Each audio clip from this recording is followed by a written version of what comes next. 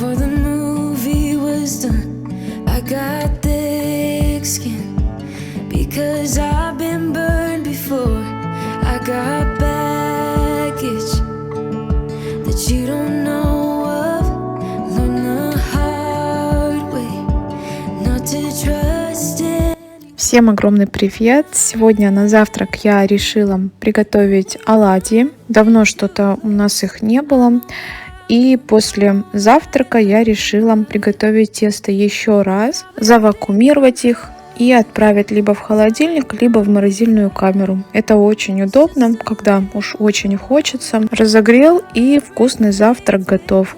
Много у меня спрашивали про вакууматор. Раньше я не могла вам его советовать, потому что у меня был он слабенький, и через несколько месяцев он вообще перестал работать. Вы знаете, часто я делаю заготовки в морозильную камеру, так и в холодильник на несколько дней, поэтому насчет покупки вакууматора я подошла, конечно, серьезно и долго выбирала. И по многочисленным отзывам решила взять бренд Оберхоф. Модель называется Lyre T30. Объясню, почему приобрела именно эту модель. Во-первых, мощность 150 Вт.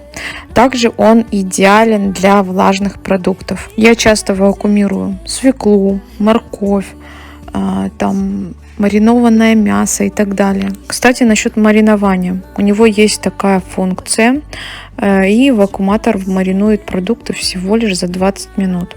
Такая скорость достигается за счет того, что прибор постоянно закачивает и выкачивает воздух из пакета. В итоге сок буквально втягивается в мясо или в другие маринованные продукты, и это ускоряет сам процесс и делает это гораздо более эффективным. Мясо получается бесподобное. Я уже тестировала не раз, и обязательно вам чуть далее покажу, как именно происходит сам процесс. Ну, давайте сейчас пройдемся по комплектации, что пришло в комплекте с вакууматором. Первое — это шланги для вакууматора 2 штуки, пробка для вакуумирования бутылок 1 штука. Ну, книжка, конечно, подробная инструкция. Готовые пакеты уже 5 штук. И рулонная пленка, которую я уже поместила в специальный отсек. Здесь также имеется нож для обрезания этих пакетов. Также прислали бесплатно овощерезку, которая идет по акции сейчас у них. В ходе готовки я вам вакууматор буду показывать и рассказывать о режиме. А сегодня я хочу приготовить обед и ужин на весь день, и также сделать заготовки, так скажем, на несколько дней вперед. И как раз таки вот для заготовок мне и нужен вакууматор. Первым делом хочу показать, как я готовлю ленивые голубцы. Я думаю, что про этот рецепт все слышали и не раз готовили. Первый раз я приготовила, на самом деле, когда мы начали канал Будни Федора. Вот честно вам скажу, там одна подписчица нам посоветовала, и с тех пор это одно из наших любимых вторых блюд. Готовится это блюдо очень быстро, не требует абсолютно никакого кулинарного мастерства, и на вкус ничуть не хуже классических, допустим, голубцов. Да, самый главный плюс то, что готовится это все в духовке. Но первым делом, конечно же, измельчаем овощи, морковь, и также я пропустила через терку капусту. Да, капусту. Почему так мелко? Потому что я пробовала нашинковать покрупнее, и почему-то мне вот так нравится намного больше. Мне кажется, что голубцы так получаются сочнее. Лук сначала режем кубиками и хорошо обжариваем на сковородке до золотистого цвета. Это очень важно. После того, как он обжарится, кидаем туда капусту и морковь. Также до готовности все это обжариваем, и я еще добавила туда 1 ложку томатной пасты. Все хорошо перемешиваем, даем остыть. Отдельно отвариваем рис. У меня это обычные пакетики. Я его варю всегда до полуготовности. И все это отправляем в фарш. Из полученной массы формируем голубцы небольшие, круглые, и отправляем в форму. У меня вот такая вот очень, кстати, классная форма. Далее это можно все просто залить бульоном. разведенный с томатной пастой, но я усложнила, сделала зажарку, то есть лук, морковь обжаривала на сковородке, туда томатную пасту, немного бульона, и этой готовой заливкой поливаем наши голубцы. Ну и все готово. Отправляем заранее разогретую духовку до 180 градусов где-то минут на 35-40. У меня в духовке это все было готово уже через 35 минут. Очень вкусно получается. Кто не готовил, обязательно советую приготовить. На гарнир можно все что угодно на ваш вкус. Я, допустим, отварила макароны. И ко второму блюду я еще приготовила салатик. Баварский, по-моему, он называется. То есть берем обычный хлеб, режем кубиками и отправляем либо в духовку, либо в микроволновку для того, чтобы его засушить. Также желательно сделать чесночные сухари, получается намного вкуснее. Далее берем помидоры, можно взять обычные, у меня это черри. Не нужно резать прям мелко. Я, допустим, черри разделила на 4 части. Далее также кубиками режем грудку вареную и сыр. Берем твердый, любой ваш любимый. Все, салатик готов. Заправляем майонезом. Если сделали чесночные сухари, то чеснок добавлять не нужно. Если чеснок не добавили к сухарям, то сделайте чесночный соус, то есть майонез или сметану смешайте с чесноком и готово. Получается очень вкусно и легко готовится. Самое то, что надо. Далее нужно было что-нибудь приготовить к чаю. Я приготовила не один десерт, потому что готовлю на несколько дней вперед. И первое, с чего хочу начать, это с рулетиков из слоеного теста, бездрожжевого. Вот нам понадобится рикотта, изюм и сахарная пудра. Это будет начинка. А тесто обычное слоеное, бездрожжевое. Ну, для того, чтобы сделать начинку, то есть берем рикотту, смешиваем с сахарной пудрой.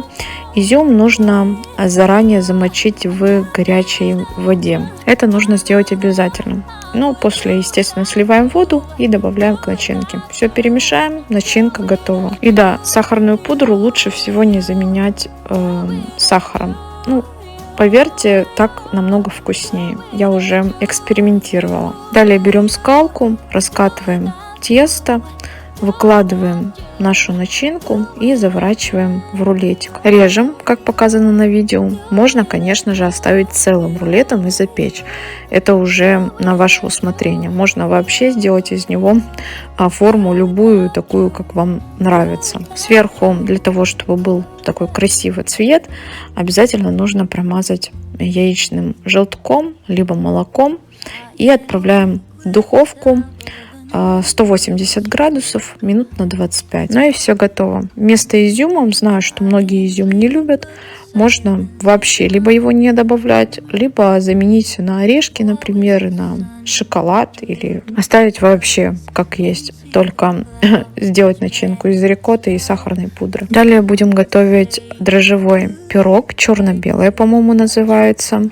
То есть там начинка из мака, половина и из орешков. Первым делом, конечно же, нужно сделать опару, то есть отправляем теплое молоко, сахар и дрожжи, перемешиваем и оставляем где-то минут на 15 до тех пор, пока не появится шапочка. Далее берем просеянную муку, туда отправляем 2 яйца, растительное масло и опару готовую. Все замешиваем тестом. Все ингредиенты будут в описании под видео. Тесто получается воздушное, мягкое. Берем чашу любую, промазываем ее растительным маслом, туда выкладываем тесто и отправляем в теплое место где-то на час. А пока займемся начинкой. Берем мак, отправляем в чашу и заливаем очень горячей водой. Это обязательно. Оставить где-то минут на 10. Далее воду сливаем. Нужно это сделать прям хорошо. Даже если у вас есть время, то лучше всего, чтобы мак прям подсох немного. Далее смешиваем его просто с сахарной пудрой, и первая начинка готова. Вторая начинка ореховая. Орешки можете взять абсолютно любые на ваш вкус, которые у вас есть дома в наличии. Туда также отправляем сахарную пудру можно заменить сахаром, но нежелательно. И сливочное масло растопленное. Все хорошо измельчаем в блендере. У меня блендер, кстати, также от Оберхоф. Ссылочку на него обязательно оставлю, потому что спрашиваете. Очень классный, довольна. Вот и все. Наши две начинки готовы. Тесто также подошло. Раскатываем его в квадрат желательно. Если оно будет липнуть к рукам или к скалке, лучше всего смазать его растительным маслом. Не нужно добавлять слишком много муки. После того, как раскатали, выкладываем начинку. На первую половину выкладываем мак, на вторую нашу ореховую начинку. От краев желательно отступить несколько сантиметров. Далее, как показано на видео, просто закручиваем рулет. Делаем это аккуратно, чтобы начинка не высыпалась. Обязательно защипываем края и отправляем на противень. Я также отрезала концы у рулета и эти концы положила посередине, чтобы получился такой большой пирог. Заранее разогретая духовка до 180 градусов, где-то минут на 40. И знаете, я так влюбилась в этот пирог, особенно в ореховую начинку. Честно говоря, если бы не Федя, я бы, наверное, полностью заменила маковую начинку на ореховую. Вот честно, потому что ореховая получилась прям, очень вкусно. Так, и давайте в конце, как обычно, я покажу, что же все-таки получилось у меня. Тефтелями мы уже пообедали, поэтому их осталось немного. Салатик баварский. Я сверху еще посыпала зеленым луком. Прям очень вкусно получается. Чай свежий, конечно же, завариваю каждый день. Рулетики. Кстати, я приготовила еще такую порцию и завакуумировала и отправила в морозильную камеру. Так, пирог дрожжевой, мед, как всегда у нас есть к чаю, и, конечно же, фрукты. Обед и ужин я вам показала. Кстати, макароны забыла сюда выложить. Ладно, просто вам говорю, можно любой абсолютно гарнир взять. И давайте приготовим заготовки на буквально 2-3 дня вперед. Итак, первая заготовка, это, конечно же, те тефтели, которые я приготовила на обед. Я их сделала побольше. Приготовила, вернее, и сейчас я их заморожу и завакуумирую это все. Будет у нас еще один либо обед, либо ужин, а может и обед и ужин, посмотрим. Единственное, в этот раз я хочу сделать эти тефтельки в кастрюле с картошкой, такой крупной картошкой, болгарку туда, морковку и так далее, побольше бульона. Прям вкуснятина получается, обязательно будет рецепт на канале.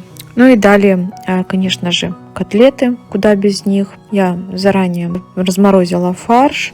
Туда, как обычно, лук измельченный, немного чесночка, хлеб размоченный в воде. Формируем форму и отправляем в морозильную камеру. Буквально полдня и завакуумируем. Все готово. Далее у меня была большая курица.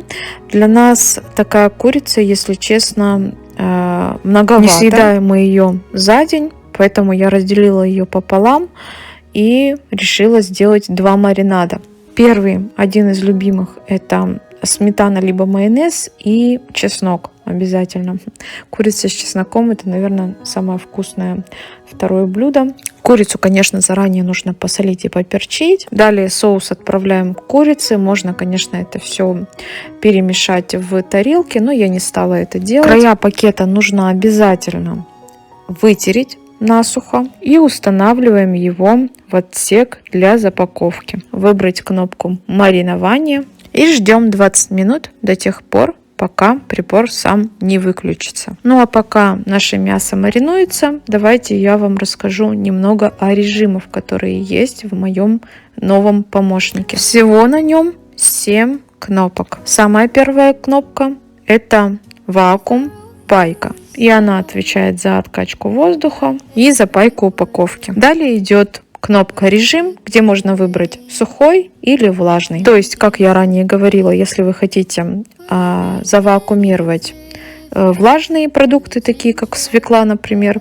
то обязательно нужно выбрать режим влажный. Далее давление нормальное или низкое. При выборе низкого давления воздух откачивается не полностью. Кнопка упаковка позволяет пакет запаять без вакуумирования. Далее кнопка маринования, но это понятно, ранее я рассказала. И кнопка контейнер. Автоматически откачивает воздух из контейнера или бутылки. После того, как мясо замариновалось, мы вытираем обязательно еще раз, выбираем режим влажный и нажимаем на кнопку вакуум. Мясо наше готово. Мы можем отправить его либо в морозильную камеру, либо, как в данном случае, я буду отправлять в холодильник, потому что буквально завтра-послезавтра я буду его готовить. Второй маринад у меня будет соус терияки и соевый соус. Очень вкусно получается, обязательно попробуйте именно с соусом терияки. Делаем все то же самое, нажимаем на кнопку маринования, ждем 20 минут, далее вакуумируем. И все готово. Отправляем в холодильник. А знаете, что самое удобное? После морозильника или после холодильника вы достаете мясо, делаете прокол в упаковке и просто отправляете в духовку. Это супер удобно. Я давно искала такой вакууматор, и я считаю, что это лучшее приобретение мое за последние полгода. Ссылочку на вакууматор обязательно оставлю под видео. И на блендер, кстати, многие у меня про него спрашивали. Я также оставлю ссылочку. Ну и вот что у меня получилось. На несколько дней нам точно хватит. Остается только приготовить гарнир. И буквально неделю назад Федя купил прям очень много бананов. И как раз таки бабушка приезжала в гости, она тоже купила деткам бананы. Основную часть, конечно же, мы поели, но несколько бананов осталось в наличии. И через 2 дня я хочу испечь брауни с бананом. Но сами видите, что бананы уже переспелые, и сами понимаете, что через 2 дня они, скорее всего, испортятся. И вот в такой момент как раз таки вакууматор выручает. Кстати, в книжке есть такая страница хранения продуктов, то есть овощей, фруктов, мяса и так далее в холодильнике.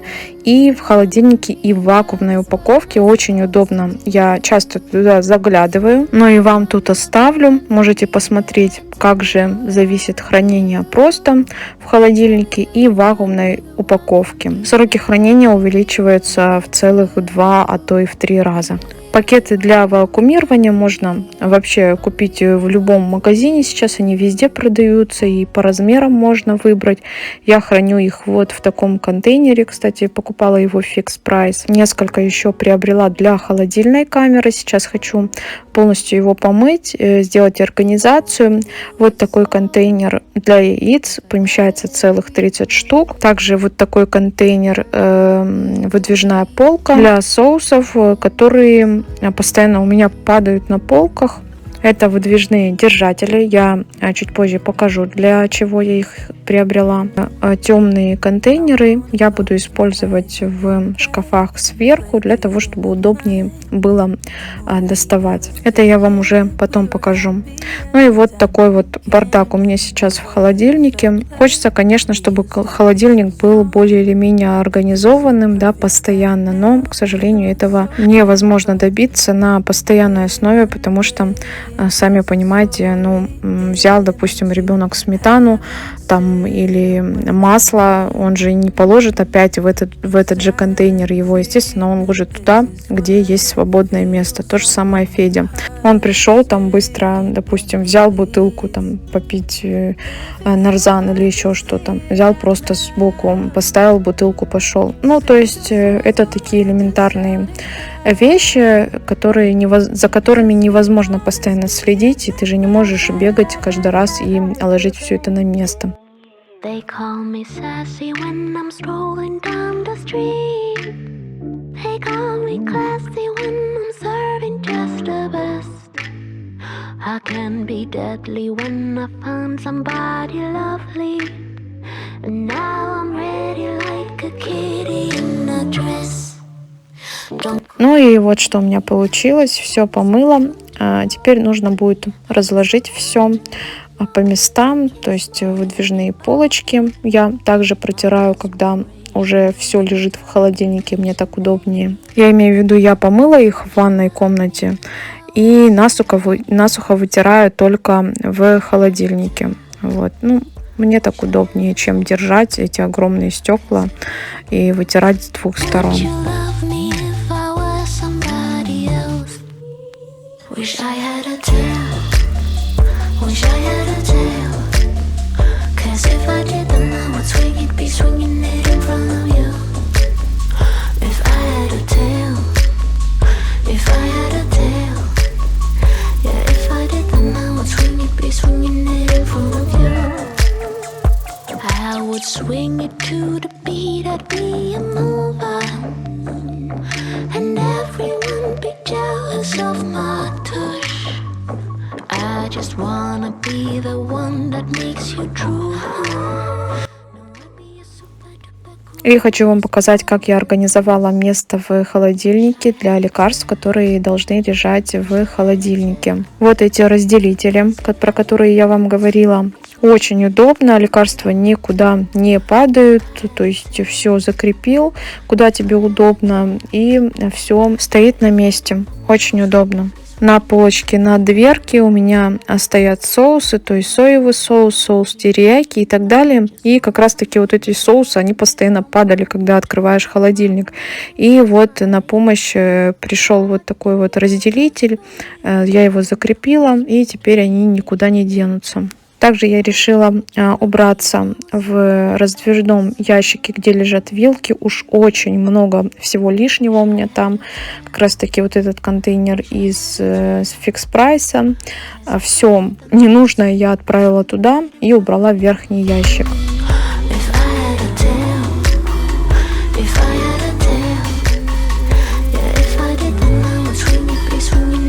Ну и напоследок давайте покажу, что в итоге получилось. Вот так вот выглядит сейчас наш холодильник. Естественно, все убрано и красиво. Но, надеюсь, это надолго. Вот. Сверху вот такая полочка, там лежит горчица и так далее. Я знаю, что она хорошо не выдвигается. Я специально ее купила для того, чтобы хранить соусы, которые редко использую. Снизу все практически открытые баночки, то есть это сметана, мед, варенье и так далее. Снизу это закрытые упаковки, то есть там какие-то банки, огурцы, помидоры, майонез. Далее самый узкий отсек, я специально его таким оставила, то есть там лежит масленка, варенье, мед иногда. Далее полка для бутылок и раздвижной ящик. Там у меня в основном майонез, колбаса, вот эта курица завакуумированная, она также там хранится. Ну а в самом низу в ящике в данный момент хранится капуста и свежие помидоры. Ну вот и все. Вот такая организация у меня получилась. Кстати, вверху полочка я оставила специально пустой. Там обычно у меня хранятся кастрюли, то есть готовая еда. И на этом я буду прощаться с вами. Огромное всем спасибо, что досмотрели этот ролик до конца. Все ссылки на все, что использовалось в видео, я оставлю в описании. Всем хорошего настроения, прекрасного дня и пока-пока. Face to face in this trashy bar. Another glass and I am gone.